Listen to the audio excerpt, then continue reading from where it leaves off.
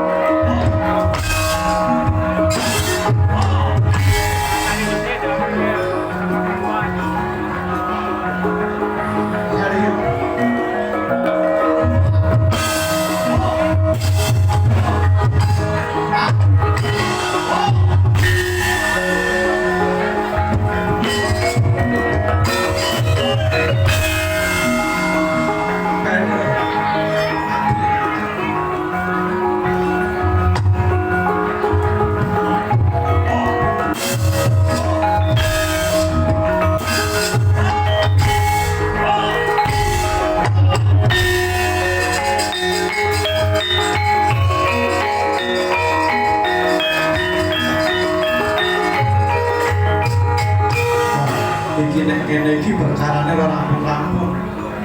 Lho becik aku bakal atur parambulan ngarasane Bapak Werkudara Pak.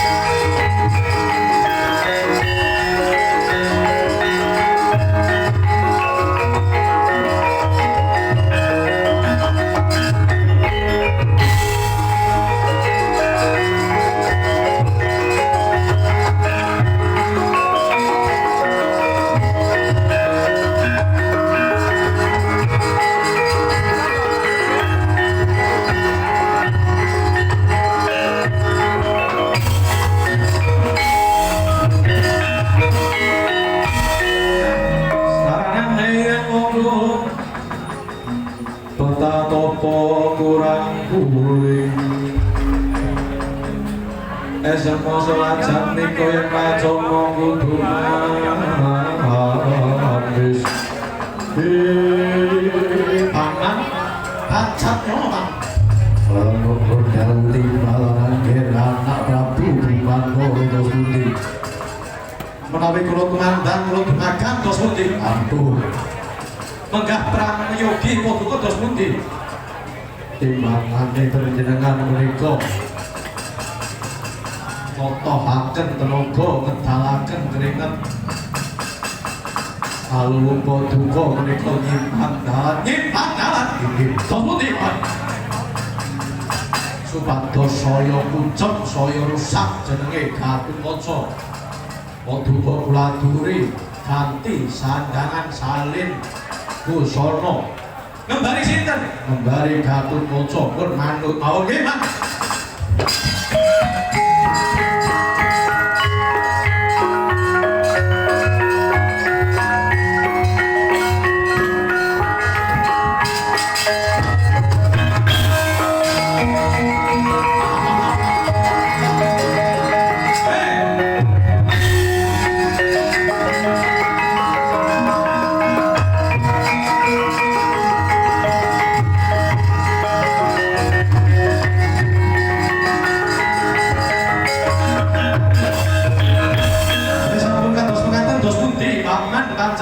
Sampun jebles sampun persis. Pun panjenengan manut kula. Manut ingkang dos pundi? Sesampunipun kula salin sandangan salin busana dados garwa. Lajeng ingkang badhe kula tindakaken menapa? Tumuju Ngastina. Lho, tumuju Ngastina dos pundi? Damel geger wonten Ngastina. Mestinipun wonten Ngastina menika wonten sesepuhipun Gatotkaca. Sinten? Ratu Mandura Prabu Baladewa kaliyan Prabu Basudarma. Mangke sesampunipun panjenengan damel geger wonten mriku. Kempung ras penggalipun Duryudana Baladewa Basudarma. Saya-saya mangke sami gempung manahipun ngertos tindakanipun panjenengan ingkang arupi Gatotkaca. Mangke saged tumuju menika pringgenani Gatotkaca dipun wulungaken anggen winisuda gedhenipun dipun perjaya pati. Cerdas sampeyan Pak nggih kula kok. Nawi perlu boten naming rusak katentremaning praja Ngastina. Lajeng pisan damel mawon supados onar sumados suksan ana balik negari Ngastina. Panjenengan colong Sumayu Dewi Banawati.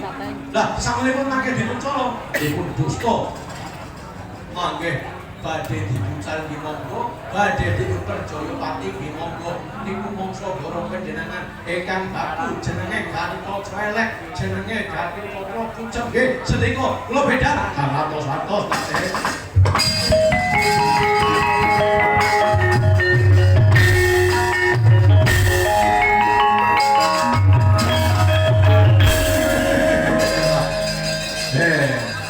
Jenengane Ratu Penggung, Ratu Goblok ya kowe Sitijo.